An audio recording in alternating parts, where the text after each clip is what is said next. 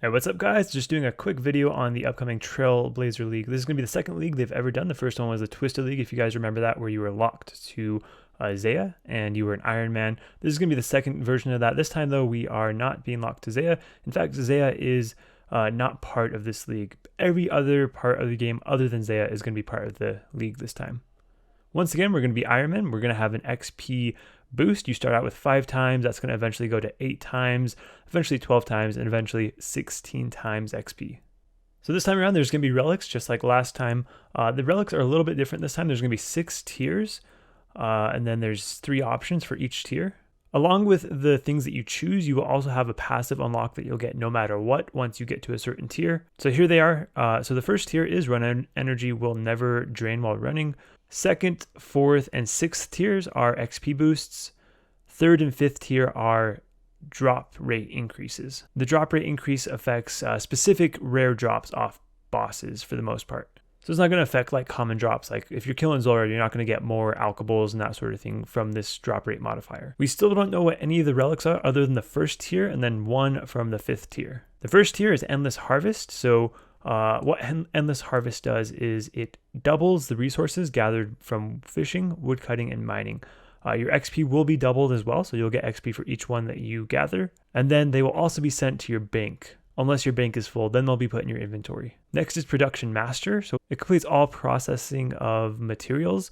This counts for smelting ores, smithing bars. I'll put the list up here so you can read through all of it if you want to. But pretty much all the Bible, so cooking, smithing, fletching, herblore, crafting, all those skills, whenever you have an inventory of stuff to process, it will just do the entire inventory instantly. And you'll get XP for each one just like normal. Next is Skilling Prodigy, and what this does is all non-combat skills are permanently boosted by 12. It acts like a boost, so it doesn't act like your skill is actually 12 levels higher.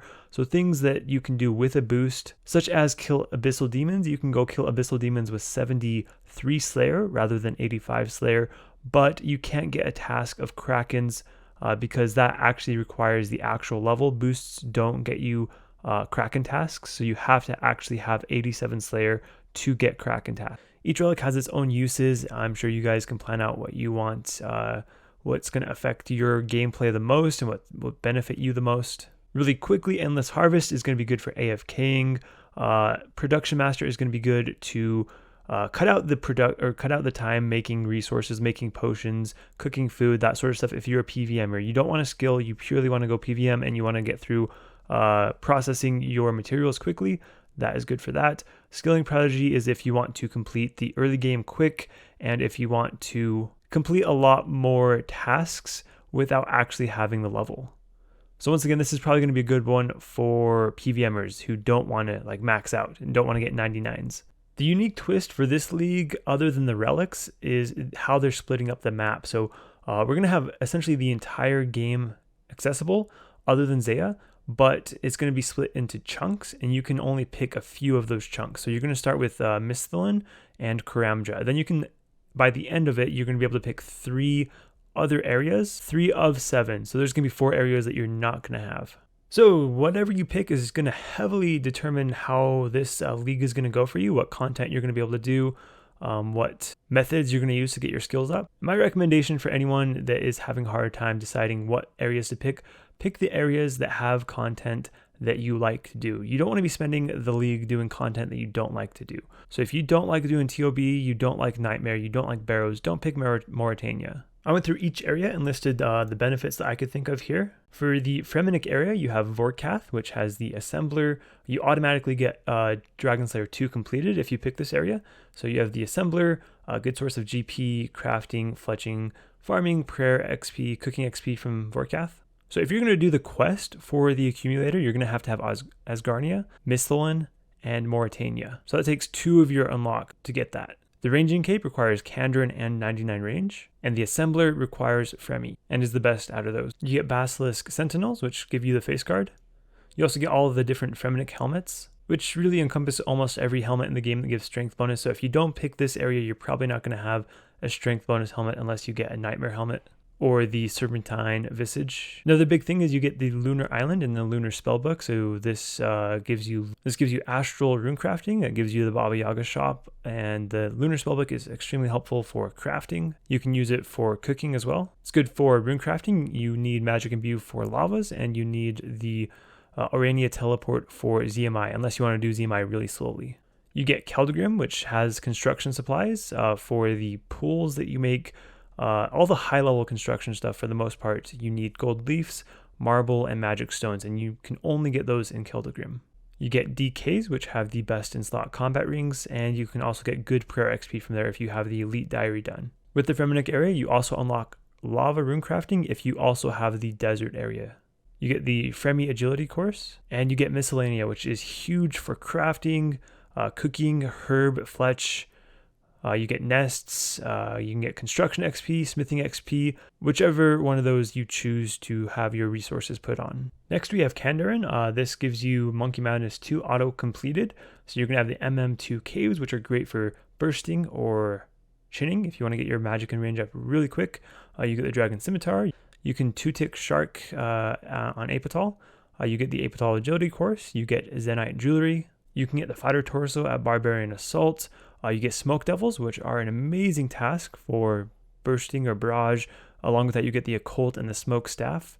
Krakens, you can get the Trident, which is the best magic weapon you're going to be getting unless you do TOB and get the Sanguinesti. You get the ZMI Altar, although you need to also have Fremi. You also need Fremi unlocked if you want to use the Orania Teleport. You can still use the ZMI without Fremi, but it is a lot worse without Fremi. You get the Myths Guild if you also have Fremi, which is huge. You get dragons down there. You can kill those for prayer XP. You get Dragonstone Recharge, which is a big part of my plan. You get Wrath Runes and Wrath Rune Crafting.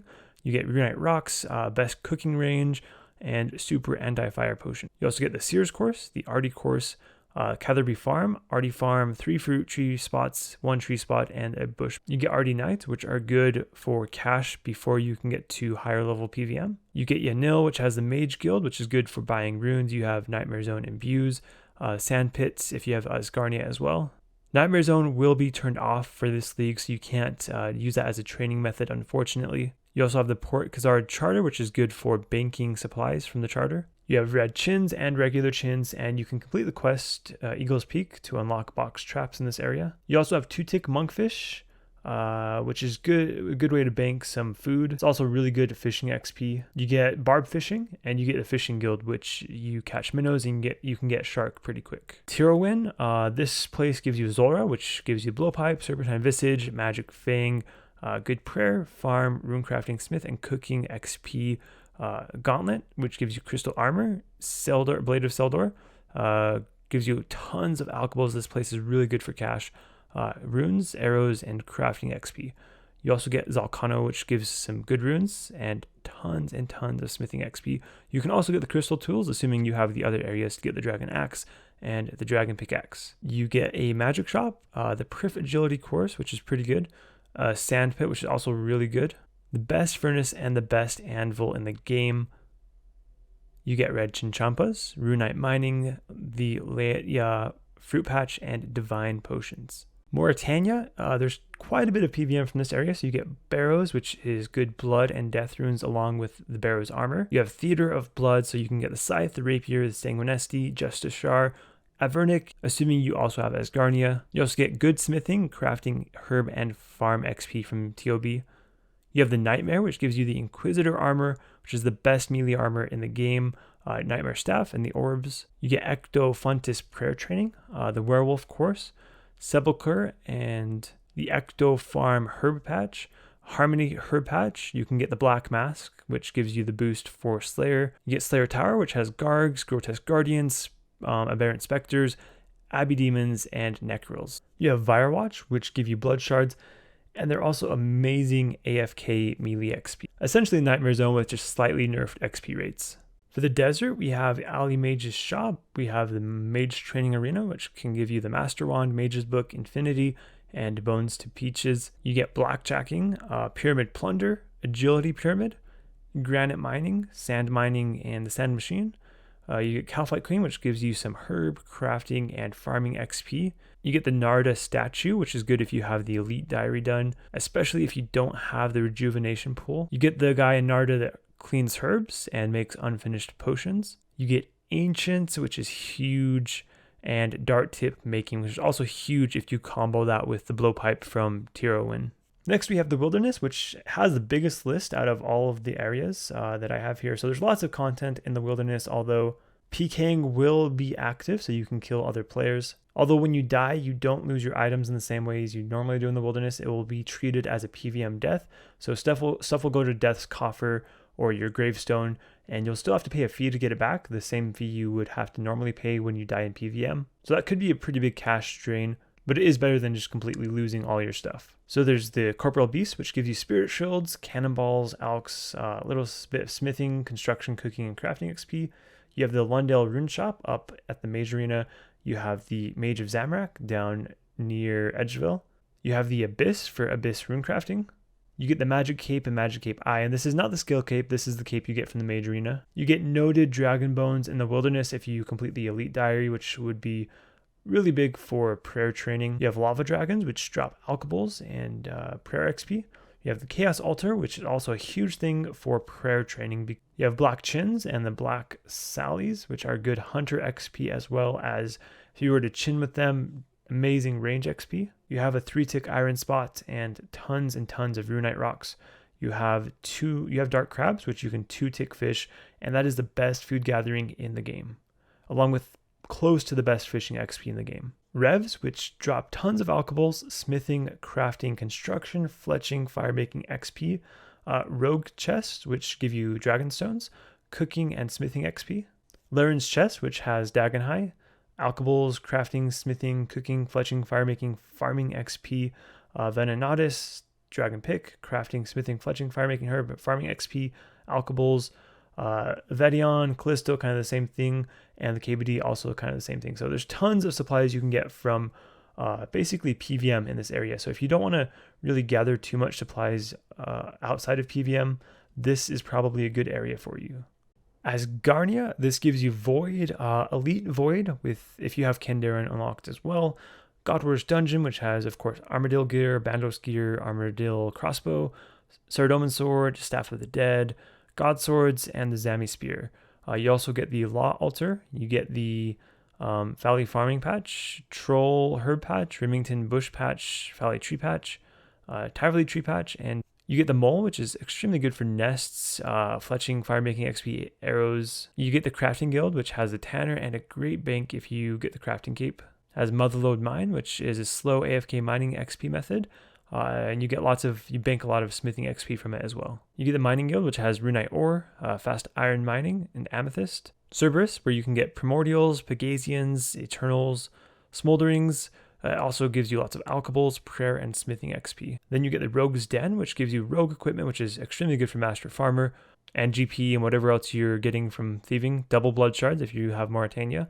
It's also a good cooking spot, and you get the Thieving Cape. You also get Climbing Boots and Dragon Boots. And one of the biggest things about this area is Warriors Guild, which gives you Defenders, which is a pretty big melee DPS increase if you are using a one-handed weapon. So those were the benefits I could think of for each area off the top of my head. There's probably more that I missed, but that's probably most of them. So let's move on to what I'm planning on doing, what my plan is, and my thought process and reasoning behind what I am choosing. So first up, for the relics, the first tier of relics, I'm going to be picking the Endless Harvest. I think this is the best for me. Production Master would have been nice for Cannonballs, and those would have been nice for Slayer, but because I'm not picking as Garnia, I won't have the cannon, and Production Master isn't that useful in my opinion. Skilling Prodigy is nice for the early levels, but I don't think it's that useful if you plan on maxing, which I kind of plan on maxing my total level. So I'm going to be getting my stats up to 99 anyway, in which case the Skilling Prodigy provides me no boost at that point, only early game boost. The Endless Harvest will allow me to max my gathering skills a lot quicker, get them to 25 mil XP a lot quicker for the points you get from that.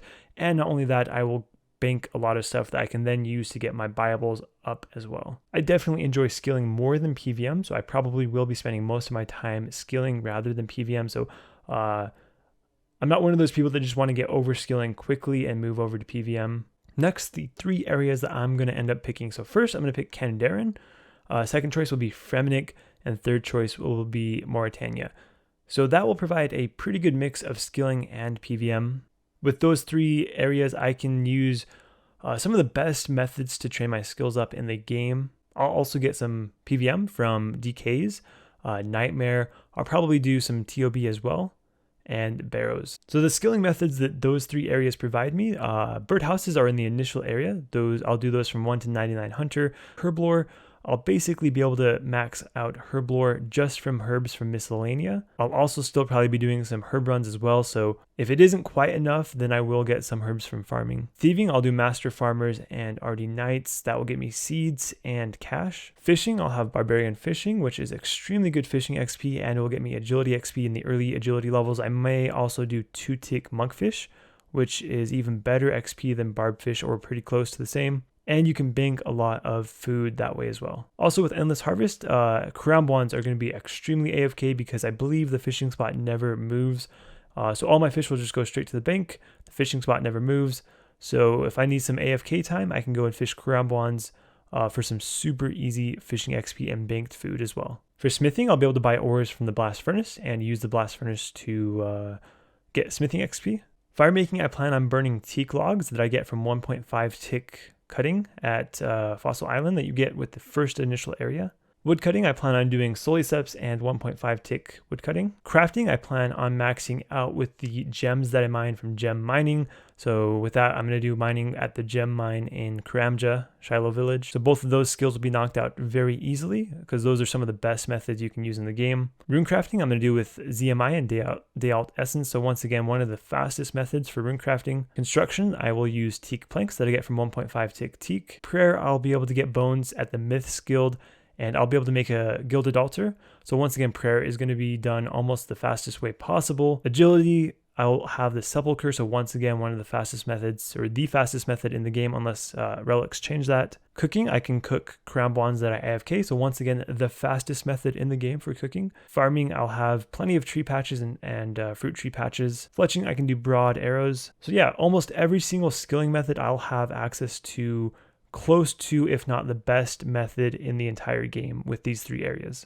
So along with the amazing skilling methods that these 3 areas provide me, I'll also have some pretty good PVM. I'll be able to do DKs, Vorkath. I'll be able to get the face guard from the Basilisk Sentinels. In Mauritania, I'll have the Nightmare. I plan on grinding out quite a bit of Nightmare. I'll have TOB and I'll have Barrows. So that is my plan right now. Of course, it could change depending on the relics. If there's some relics that are really good for certain areas, then maybe I'll change my plan a little bit. But yeah, go ahead and let me know down in the comments what your guys' plan is. I want to hear what areas you're picking and why you're picking that area. I'm pretty excited for Leagues. It's coming out next week on Wednesday. So the 28th of October, less than a week away. I hope you guys are excited. Hopefully I'll see you guys in the league. If you didn't play Twisted League, you got to try this out. It's a very different way to play the game. It takes the game that we enjoy and kind of twists it a little bit. It gives you a bit of a different experience. So I think it's pretty fun. Yeah, that's pretty much it for this video though. So thank you guys for watching. Make sure to leave your comments down below about what you're picking, because there may be stuff that I've forgotten about. So I kind of want to see what you guys are planning on and why you're going to pick what you're going to pick. Maybe it'll remind me of something and maybe I'll end up changing my plan. But yeah, thank you guys for watching and see you next time.